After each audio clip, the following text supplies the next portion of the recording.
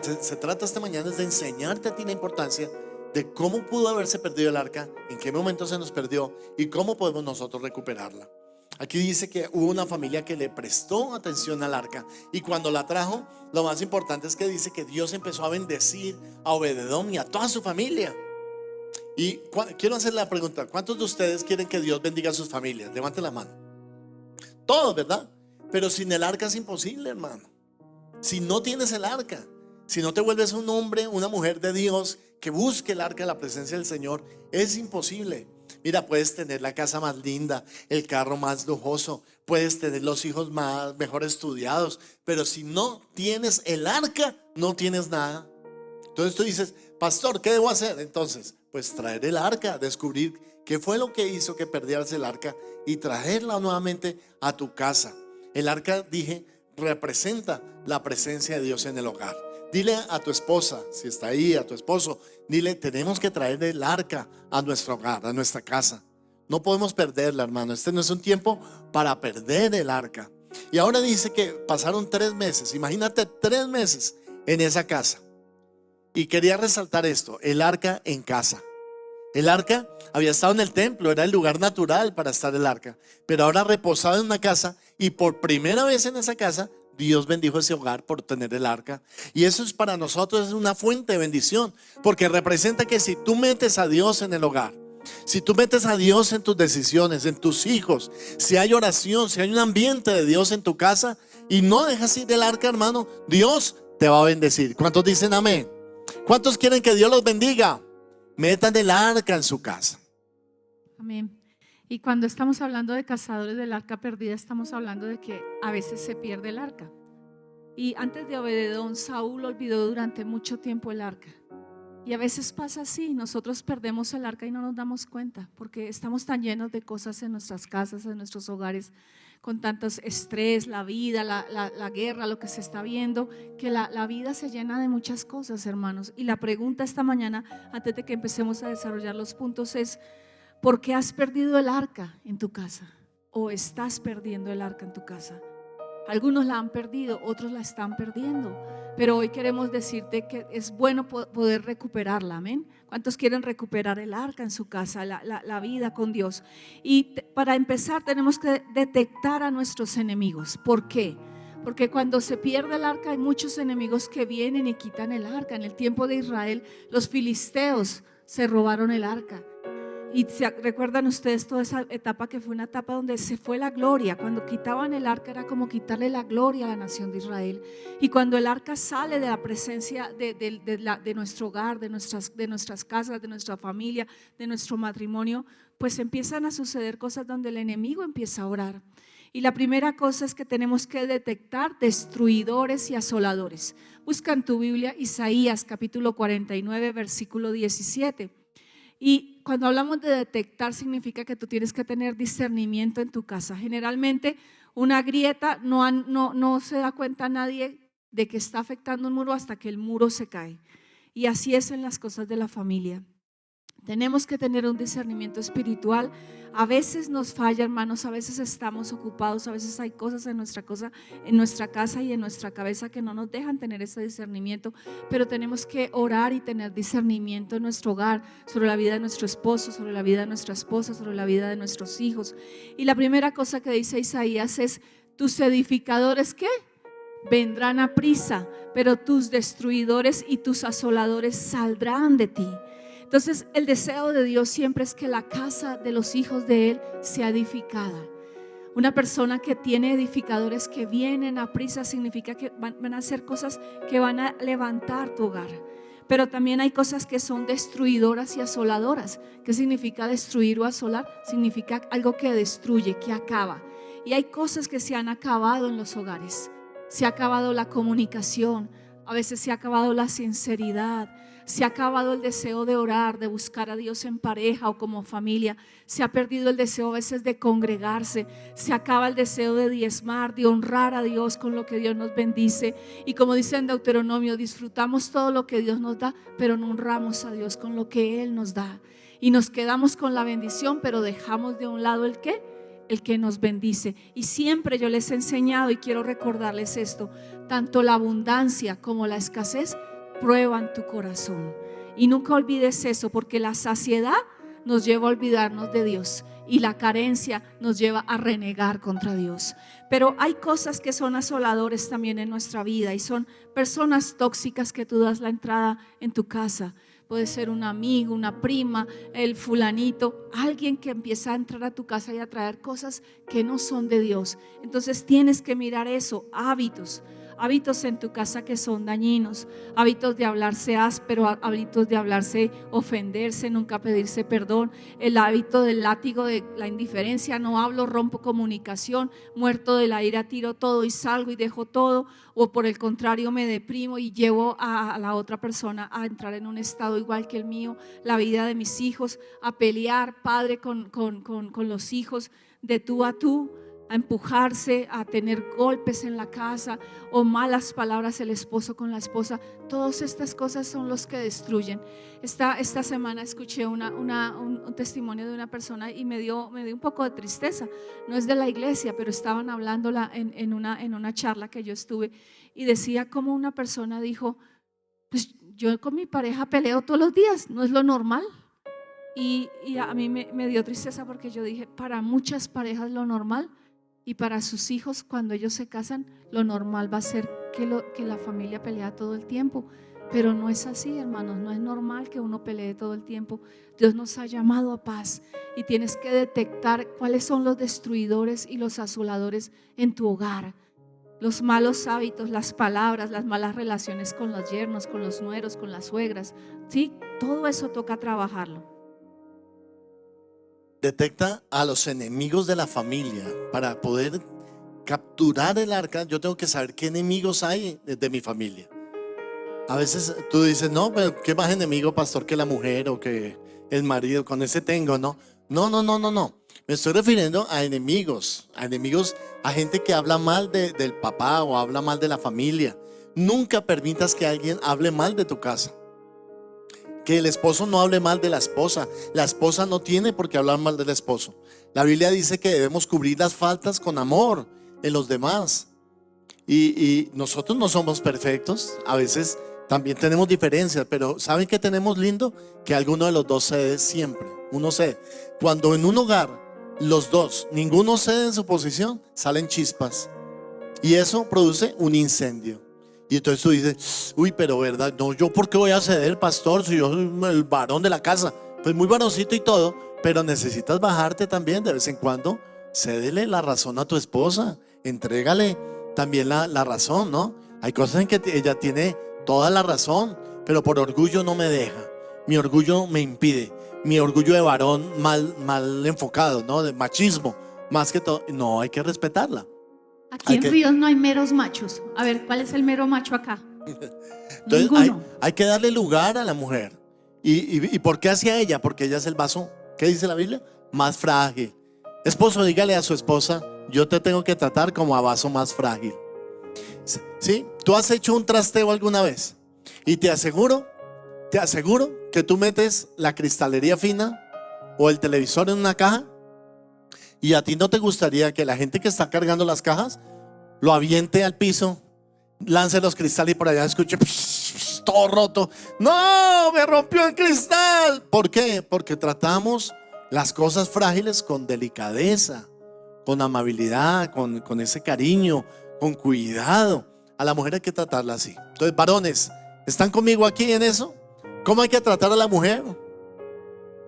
Como se merece. No, señor, como vaso más frágil. Vaso más frágil. Entonces quiero decirte: detecta los enemigos de la familia. No tengo el tiempo para leerles todo, pero en Esther 2, 21, 23 nos dice que Mardoqueo, que era un judío, él estaba escuchando cuando dos hombres planearon una confabulación contra el rey para matarlo. Uno era el copero y el otro el panadero. Y él escuchó eso y él dijo: esta gente va a matar al rey. Y le avisó a la reina Esther, y ella le avisó al rey. Y cuando el rey se enteró, hizo la investigación, y efectivamente estos dos hombres le iban a hacer daño al rey, y los mandó a ahorcar. Y así Mardoqueo salvó la vida del rey. Más adelante nos dice la Biblia es tan perfecta, ¿cierto que sí? La Biblia es tan perfecta que dice que un día, una noche, al rey se le fue el sueño y él no pudo dormir. Y dijo, pero ¿por qué no puedo dormir? Y mandó traer el libro de las crónicas del rey. Y resulta que cuando Mardoqueo le salvó la vida al rey, eso quedó escrito en la crónica del rey. Porque todo lo que nosotros hacemos queda escrito. Todo queda escrito. Y esa noche el rey, que no podía dormir, mandó pedir el libro y encontró que Mardoqueo lo había salvado la vida. Y dijo, ¿y qué hicimos nosotros para agradecerle a Mardoqueo?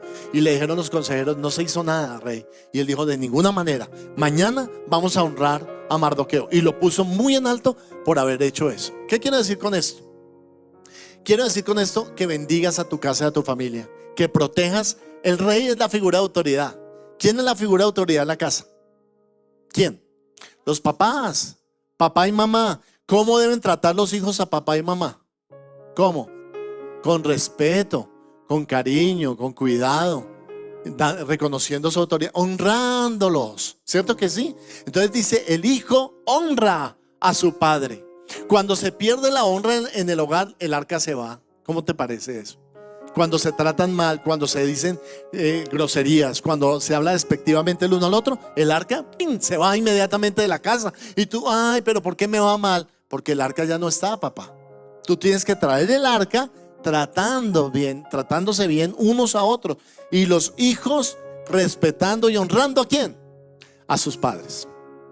Ahora, en la iglesia nosotros somos una familia. Ustedes son hermanos, nosotros somos sus padres espirituales.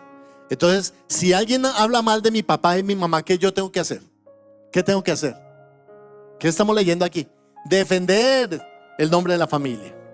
Si alguien va a hablar mal de mi papá, va a hablar mal de mi mamá, yo salgo en defensa de mi papá y de mi mamá. Cuidadito, me tocan a mi papá y a mi mamá. Uy, hermano, eso era anteriormente, eso era terrible, que alguien fuera a meterse con el papá. No, uno se mete también y dice, voy a defender mi casa. Y ese espíritu defensivo del hogar es lo que estamos diciendo, que ustedes tienen que tener también espiritualmente para defender su familia, y su familia también es su iglesia. La tercera cosa que tenemos que detectar es que tenemos que detectar al buscapleitos. Proverbios capítulo 26, versículo 21, búscalo en tu Biblia. Proverbios 26, 21 dice, el carbón para las brasas y la leña para el fuego, y el hombre rencilloso para encender ¿qué? Contienda. Tú sabes, y como familia tenemos que detectar cuáles cosas son las que encienden la mecha. Ustedes tienen estufa de gas, ¿cierto? En la estufa de gas hay un piloto que cuando uno aprieta el botón y gira ese botón, el gas se une con la chispa que se produce el piloto y enseguida sale ¿qué? La llama. Así es en nuestros hogares. Nosotros tenemos que detectar qué cosa enciende el pleito, porque a veces vienen maneras de hablar que roban la paz en el hogar.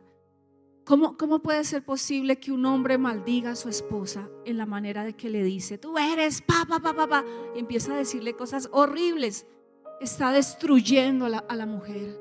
O que la mujer coja al hombre y le diga, pa, tú no sirves, no sirves para nada, no haces nada, eres un inepto por tu culpa, por tu gran culpa, por eso ruego a Jesús. No, ¿cierto?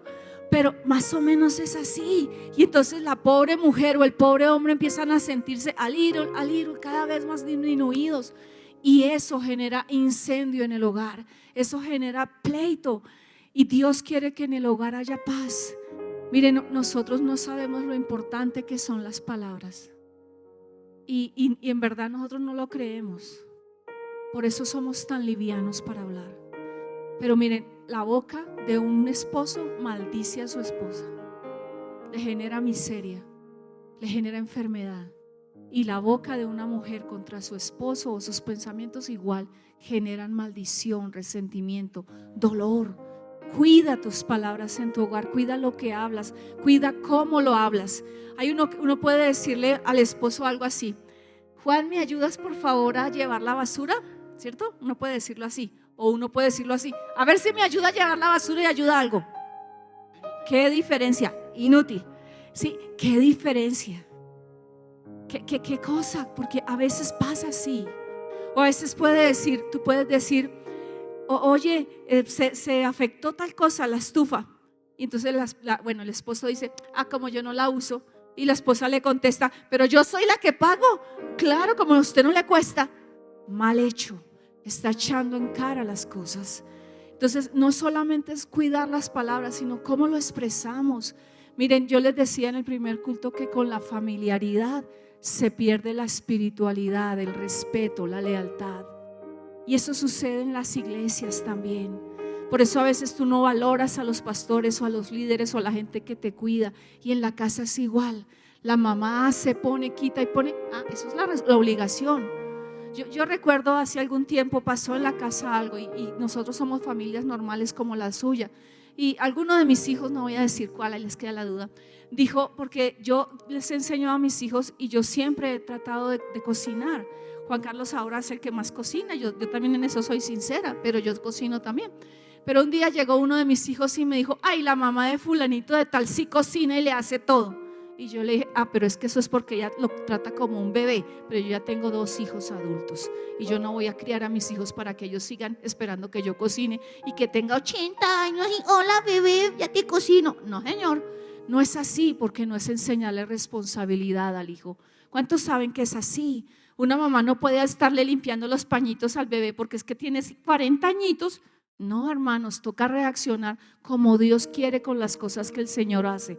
Entonces, ¿cómo estás detectando qué roba la paz en tu hogar? La indiferencia es otra cosa que roba la paz en el hogar. Las señoras y los hombres cuando pelean, generalmente pasa, o un papá con un hijo, lo que hacen es que cortan ¿qué? La comunicación. Hace poco escuchamos con Juan el testimonio de una persona de acá de la iglesia que tenía un amigo y se sentó a hablarle. Y el amigo le contó que estaba hablando con su hijo y su hijo le contestó mal. Y él le alegó y su hijo en un arrebato de ira cogió y le hizo así al papá, ¡pa! Y mandó al papá para atrás y el papá se levantó y mire, pa, y no paró. Y ahorita está con demandas y con todo. Por un momento de qué, hermanos, donde se dejaron robar la paz, busca pleitos. Siempre papá y mamá arreglen sus problemas. Su hijo no es el consejero, qué pena. Su hija no es su psicóloga, qué pena. Es su hija, es su hijo. Separen los problemas de sus hijos, son suyos. Porque eso es algo que tenemos que tener claro y eso roba la paz en la casa. Y las palabras ásperas, el sarcasmo. Viene el esposo todo lindo a ayudar, ¿no? A veces nos pasa así, ¿no? ¿Cierto? Yo tengo que reconocer, a veces también pasa en nuestra casa. Como yo soy, siempre hago, y cuando hacen así un milagro, y entonces uno dice, uy, qué milagro. Es porque sarcasmo, y son cosas incorrectas. Lo corregimos, pero pasa. ¿En cuántas casas pasa esto? ¿Cierto que en todas? Los problemas son parte de los hogares. Pero Dios nos llama a ser transformados. Dios no quiere solamente que tú seas salvo y perdonado, sino que tú seas transformado. Y el cambio se te tiene que ver. ¿Y sabes cuál es la mejor escuela del Espíritu Santo? Dígale al que tiene al lado, la mejor escuela del Espíritu Santo se llama mi hogar. Porque ahí es donde tú ya no sacas la personalidad decente, sierva, Dios te bendiga, aleluya, gloria a Dios, yo soy evangelista, profeta y maestro. Sino que en la casa tú eres quien tú eres. Ahí no puedes tener ni disimular. Ahí en Proverbios hay un versículo que me impacta mucho y dice que aunque su odio se cubra con disimulo, en 26:26, su maldad será descubierta en la congregación. ¿Y eso qué significa? Que a veces nosotros disimulamos, hermanos, aún en medio de nuestra casa, las ofensas, nunca pedimos perdón. Y se va generando ese distanciamiento con el hijo. Cuando un papá maldice a su hijo, está afectándole para toda la vida. Yo quiero recordarles un testimonio que yo lo conocí hace años y se lo recuerdo cada tiempo porque ha sido uno de los testimonios que a mí más me han impactado y es real. Y era un papá que tenía 2 hijas y 5 hijos. Y él siempre a las hijas les decía, ustedes van a ser bendecidas, ustedes van a llegar a alcanzar muchas cosas. Y a los 5 hijos les decían, ustedes son unos inútiles, ustedes son unos ineptos, ustedes no van a lograr nada. Y con el tiempo las 2 muchachas prosperaron y los 5 hijos nunca prosperaron. Poder de las palabras en el hogar. Cuando tú estás quejándote todo el tiempo, criticando al otro, criticando tu casa, tu hogar, es que esta casa porque yo no tendré tal cosa, porque no tendré tal otra, estás maldiciéndote. Cuida tus palabras, cuida a las personas que están a tu alrededor, a tu esposo, a tu esposa, a tus hijos. Vamos a la palabra de Dios nuevamente en Cantares capítulo 2 y en el versículo 15. Los que no han leído Cantares, miren ahí tan especial esta palabra. ¿Cómo la vamos a aplicar al hogar? Dice: cazadnos las zorras pequeñas, cazadnos las zorras pequeñas que echan a perder las viñas, porque nuestras viñas están en cierne. Y este punto es: detecta las zorras pequeñas. Para tener el arca tienes que volverte una persona que detecta las zorras pequeñas. Así como cuando vas a un aeropuerto hay un escáner que detecta los metales para que la gente no pase a tomar el avión armado o con un arma o con algo escondido. Así también el papá y la mamá tienen que tener discernimiento espiritual de cuando hay una zorra pequeña en el hogar. ¿Qué se refiere la Biblia con las zorras pequeñas? Son cosas que a veces no son fácilmente detectables, pasan por alto. Una conducta de un hijo, cuando empiezas a ver que tu hijo se vuelve callado, que no manifiesta nada, que antes era hablador y ahora es silencioso, algo pasa. Cuando detectes que tu hijo empieza a llegar tarde o ya no pide permiso o no se sujeta a la autoridad de papá y mamá, algo está pasando. ¿Cuántos de ustedes tienen hijos en edad de juvenil? Levanten la mano, los que tengan hijos jóvenes. Y los que tengan hijos muy pequeños también levanten la mano para conocerles. Entonces, por ejemplo, si tu hijo se empieza a cortar las venitas, los brazos, uno no lo detecta porque ellas se cubren, se ponen bufanditas, se ponen guantecitos, se ponen todo eso y tú no lo detectas. Cuando de pronto revísale las muñequitas a tu hija, revísale a tu hijo. ¿Por qué? Uno tiene que ser desconfiado en eso, hermano. Uno tiene que ser una persona que vigila su casa. La Biblia dice que el hombre en la casa vigila para que cuando venga el ladrón no lo deje entrar. Y esa función es de los papás. Ustedes no pueden poner esa carga sobre los hijos. Es decir, no, es que aquí en mi casa es suficiente que oren mis hijos. No, tienes que tú como papá usar o tener los sentidos espirituales maduros en el discernimiento del bien y del mal, dice Hebreos. O sea, tú tienes que detectar las zorras pequeñas que echan a perder las viñas.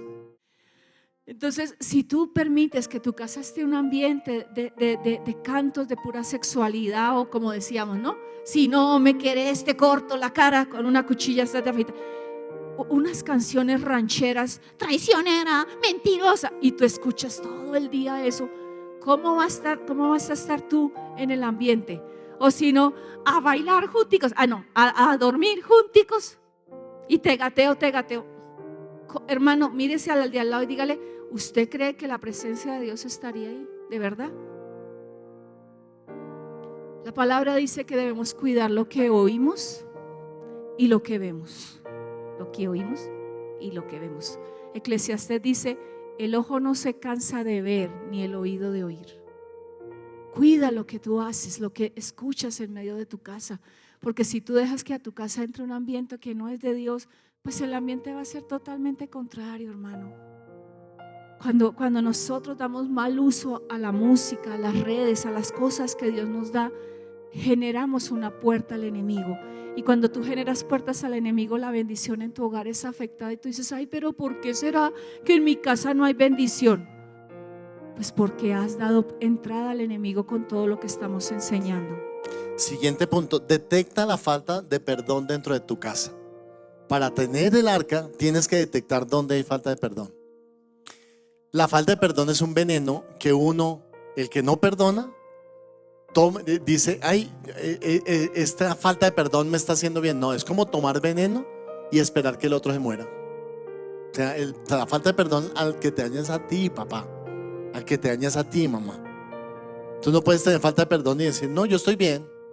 Te pregunto, ¿estás bien? No, mientras tenga falta de perdón, no estás bien. Mira lo que dice Marcos 11:25.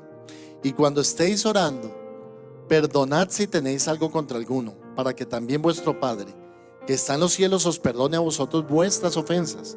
Porque si vosotros no perdonáis, tampoco vuestro Padre que está en los cielos os perdonará vuestras ofensas. O sea, el perdón es tan delicado que el Señor dice que si tú no perdonas a tu hermano, Dios no te perdona a ti. Es el mandamiento más delicado que hay. O sea, hay que perdonar, hermano. Hay que perdonar las faltas del otro. La Biblia dice, el amor cubrirá multitud de faltas. Si tu esposa, tu esposo tienen faltas, cúbrelas. Empieza por el perdón. Si no nos perdonamos entre nosotros la pareja, y si no perdonamos a nuestros hijos, pregunta a tus hijos cómo está el corazón de ellos contigo. Pregúntale, ¿y tú qué piensas de mí? Y a lo mejor no te guste la respuesta, pero va a ser un paso para empezar ¿a qué? A traer perdón. Al principio va a ser incómodo, tú te vas a sentir mal. Si tu hijo te dice, papá, no me gustó que me gritaste la otra vez sin causa, o papá, me cerraste, o no me diste, o yo esperaba de ti y no cumpliste, o no llegaste, o a ti se te olvidó. Y no nos gusta que nos digan eso, pero eso es también parte del perdón. Perdonar a los demás es el acto más misericordioso y más maravilloso de amor. Cuando tú perdonas al otro, es que perdonar al otro es de corazón. Ahora, nunca digas, yo dejo de ir a la iglesia porque es que yo me sentí mal con mi pareja. Al contrario, eso es lo que dice Satanás. El diablo te dice, no vayas a la iglesia. Pero es lo primero que tú tienes que hacer, irte para la iglesia. ¿Por qué? Un mensaje como estos sana el corazón. Me acerca ¿a qué? A perdonar a mi esposa, a perdonar a mi esposo. Hay muchas cosas que tenemos que perdonar. Quería contarles simplemente un pequeño testimonio. Todos saben de Marcos Witt, ¿verdad? ¿Quién es Marcos Witt? Uno de los salmistas, de los cantores cristianos, cantantes cristianos más famosos de Latinoamérica. Marcos Witt, pues, ¿cómo le parece que el papá era misionero? Y el papá se traslada a los Estados Unidos, a México, a predicar la palabra de Dios. Y él tenía una avionetica porque él era piloto, y para moverse entre las tribus indígenas, él tenía una avioneta y se fue a repartir volantes, y él botaba volantes en los pueblos indígenas para que conocieran del Señor. Y en una oportunidad, un hombre tomó la avioneta y le disparó a la avioneta cayó y el papá murió. Marcos tenía 2 años de edad. Como resultado de eso, Marcos creció sin su papá. Pero después sacó unos grandes éxitos cristianos, y un día estaba en un concierto en el Zócalo de México. Que los que conocen México, el Zócalo es una plaza gigantesca, pueden caber 100,000 personas allí. Y él estaba dando el concierto, y de pronto un hombre se acercó a buscar a Marcos cuando terminó el concierto, y con lágrimas en los ojos le dice, Marcos, yo quiero decirte, lo que te voy a decir no es fácil, pero quiero decirte que yo fui el hombre que disparó a la avioneta de tu papá y lo mató. Le dice, yo trabajaba con el narco, y a mí me pareció que esa avioneta era sospechosa o del enemigo, y la bajó, le disparó. Y entonces dice, pero hace algunos años conozco al Señor, y Dios no me ha dejado en paz hasta que te diga lo que yo hice. Yo maté a tu papá. Imagínense que le digan a uno eso. Y Marcos se quedó mirándolo así y le dijo, bueno, no esperaba que vinieras a decirme esto, pero quiero decirte algo. Tú dices que conociste al Señor. Y él le dijo, sí, yo conocí al Señor. Y le dice, ¿y Dios te perdonó? Y el hombre le dice, Dios me perdonó. Y Marcos le dice, si Dios te perdonó, ¿quién soy yo para no perdonarte? Yo también te perdono. Y lo abrazó. Nunca más lo volvió a ver, pero lo perdonó. ¿Perdonarías tú al asesino de tu papá? Y es ahí donde yo les digo, hermano, que debemos tener perdón. Que no hay falta más grave que tú puedas perdonar. No hay falta que en tu casa. Mire, todos fallamos en algo, y tenemos que perdonar. El perdón viene de Dios. Si hay algo que aleja la presencia de Dios, el arca del hogar, es la falta del perdón, la rencilla, recriminarnos, sacarnos los trapos sucios del pasado y enrostrarlos a la otra persona para hacerla sentir mal. Yo no tengo por qué recordarle a ella sus pecados pasados si Dios ya la perdonó. ¿Cuántos dicen amén aquí? Levanten la mano los que van a perdonar. Los que van a perdonar a su cónyuge. Hoy perdona. No es mañana, papá. Ay, pero pastor, en diciembre. No, en diciembre te comes el pavo. Ahorita es que perdonas. Ahorita es que se necesita que tomes de la mano a tu esposa. Y si venían así medio enojaditos por el trancón, por el semáforo, porque se les hizo tarde, porque la media, se puso una media de un color y otro de otra, los zapatos no le combinaban, la ropa que se trajo no era la mejor. Hermano, perdónala. ¿Cuántas cosas hemos perdonado? Y tenemos que perdonar esos detalles también. Y parte de cómo suplimos la falta para recuperar el arca, que esto es de manera práctica, hermanos. Nosotros siempre pensamos que traer el arca o la bendición de Dios a nuestras vidas es hacer muchísimas cosas, pero tan solo se inicia con tener un corazón dispuesto para buscar a Dios. Y eso comienza a nivel individual en cada miembro de la familia. Si el papá no busca, la mamá no busca y los hijos no buscan, pues ahí no va a estar el arca. Entonces todo nace ¿de dónde? De la cabeza, ¿cierto? Porque a veces los hombres son, perdón, con amor se los digo, los hombres son menos sensibles a buscar la presencia de Dios. Busca la presencia de Dios, sé sacerdote en tu casa. Una de las cosas que tenemos que trabajar es buscar la presencia de Dios, avivarnos en su palabra.